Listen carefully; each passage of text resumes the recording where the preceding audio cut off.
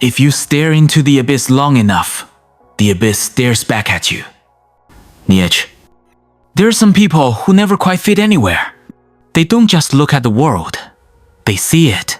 They catch the things most people miss. A flicker behind a smile. A pause in someone's voice. A quiet tension in the air that no one else seems to notice. But with that kind of seeing comes a kind of danger too. A shadow that grows the more you understand. Because the clearer your vision becomes, the harder it is to rest. Once you've seen what hides beneath illusion, you can't unsee it. You start to notice the invisible rules that keep life together. Silent agreements people make, so everything doesn't fall apart. The deal to smile when your heart is breaking. The deal to call lies kindness if they keep the peace. The deal to avoid speaking the truth. And when you quietly stop signing those deals, things change. You don't even need to say anything. Your presence alone unsettles people. They can feel that quiet, knowing in your eyes. It reminds them of what they've buried. That's the real loneliness of awareness. It's not that people don't understand you. It's that they can't stand being seen so clearly. The deeper your awareness grows, the more it disturbs those still hiding from themselves. Clarity has a scent, and people who live in denial can smell it from far away. You begin to realize how much of life depends on blindness. Whole friendships, families, even entire societies are built on shared denial. Gentle silences that hold everything together. Everyone protects the same illusion, because that illusion keeps the world from falling apart. But when you stop playing along, not in rebellion, just in awareness, the world pushes back. Not with violence, but with distance. Averted eyes, polite smiles, quiet rejection. People start calling you too serious, too negative, too intense. They say it not because you're wrong, but because you're right, in ways they're not ready to face. They'll label your clarity as cynicism, your honesty as cruelty, your insight as arrogance. Labels are armor. They protect fragile illusions. Because if what you see is real, then their comfort starts to crumble. But you know the truth. You're not seeing darkness. You're just seeing what's there. Fear behind laughter. Emptiness beneath ambition. Sorrow inside beauty. You see how tightly people cling to comfort, even when it's built on denial. That's when you learn. Awareness is fire. It can light the way or burn everything down. To see clearly is to live without the numbness that keeps most people asleep. People who see deeply often feel life as heavy, not because they're weak, but because they carry more reality than most can bear. They sense the energy in every room, the pain behind politeness, the sadness behind smiles. Their empathy isn't soft. It cuts through walls and touches raw nerves.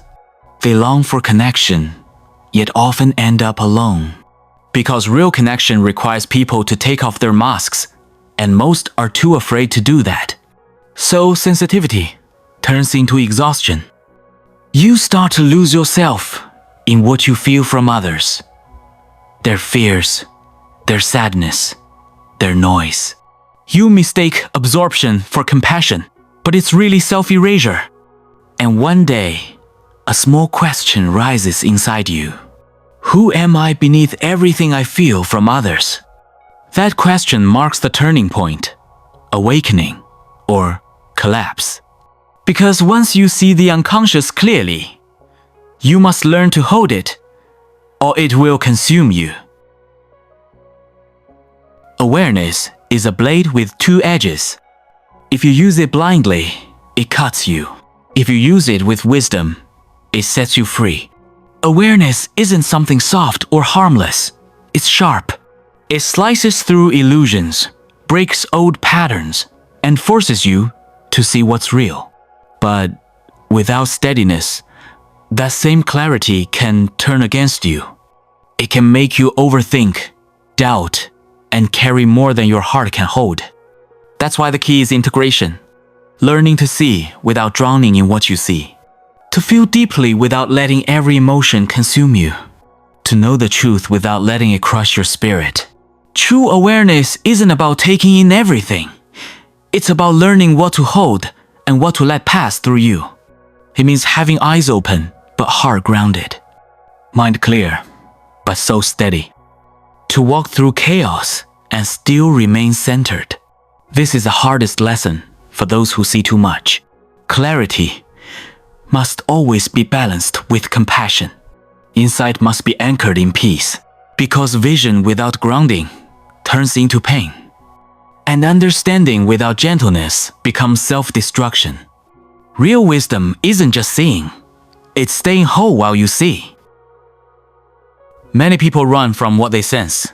They dim their light, try to fit in, pretend not to notice. But pretending blindness never saves you. It only delays the inevitable. The truth you ignore becomes the shadow that follows you. Others swing to the opposite extreme. They glorify their awareness, calling themselves enlightened. But that's just ego wearing a halo. When you mistake awareness for superiority, you fall asleep again, just in a different dream. The wise learn a gentler way. They stop using their vision as a weapon or a wound. They hold what they see with softness, not judgment, not pride, not the need to fix anyone. They know that real vision isn't about exposing others, but about carrying light without letting it burn you. Every sensitive soul eventually reaches a breaking point. A moment when awareness itself feels unbearable. When seeing so much begins to hurt more than it helps. The noise of the world grows too loud. The pain of others too heavy. And the truth too sharp to hold. Most people, when they reach that edge, either retreat or collapse. They shut down, numb themselves, or hide behind distraction just to breathe again. But if you take another path, they turn inward, not to escape, but to find a place inside that can carry what they've seen. They begin to grow roots deep within themselves, strong enough to anchor them when everything else shakes. They stop trying to fix the world outside and start integrating the world within. They begin to understand that real change doesn't start with control, it starts with capacity. And from that quiet turning point, perception itself begins to transform. What once felt overwhelming becomes something sacred. The flood of awareness slows into a river of understanding.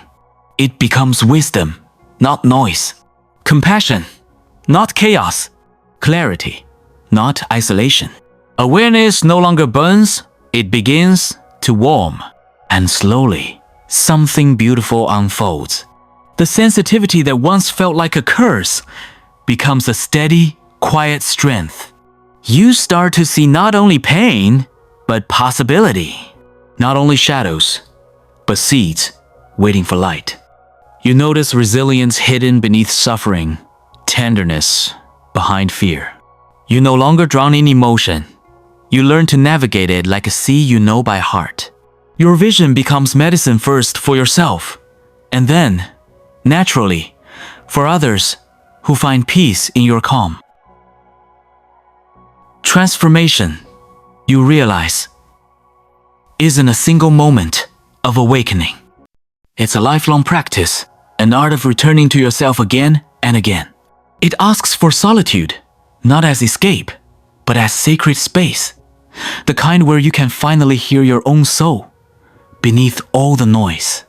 It asks for shadow work, the quiet courage to face the darkness you once only saw in others, and to recognize it as your own teacher. And it asks for humility, the gentle reminder that seeing clearly doesn't make you superior, only more responsible for the light you carry. You learn to walk among the sleeping without despising them. You stop trying to shake people awake by force, because you know that real awakening can't be demanded. It must be invited. So you simply live awake, quietly, sincerely, and in that stillness, your very presence becomes its own kind of light. A light that doesn't blind, but softly reminds others of what they too already are. In time, you realize the purpose of seeing isn't to escape the world, but to serve it consciously. You were never meant to stand apart, but to become a bridge between the visible and the hidden, to live in a way that brings truth without cruelty, clarity without coldness, and awareness without fear. That's when perception becomes power. Not control, but calm influence. Because when people feel safe around you, they begin to see themselves, maybe for the first time. And if you've ever felt too much, remember this: you weren't made for the surface. You were built for depth. The danger was never in what you saw, but in not knowing how to carry it. The world needs eyes that see clearly and hearts that still love gently. It needs people who can witness the madness without turning bitter. Because awareness without love turns cruel, and love without awareness turns blind. Only when the two meet does consciousness grow. So if you've ever felt cursed by your depth, know this: you are not broken for seeing what others deny. You are not strange for feeling what others repress. You're simply living one step ahead of collective awareness. Your task isn't to see less, but to see wisely. Not to harden your heart, but to strengthen your soul. You weren't meant to be destroyed by your depth, but refined by it. Maybe that's what it means to evolve. To carry light into the places that once scared you. And to look at the world not with despair, but with quiet, fierce understanding. Because the real danger was never in seeing too much. It was in never learning how to live with what you see.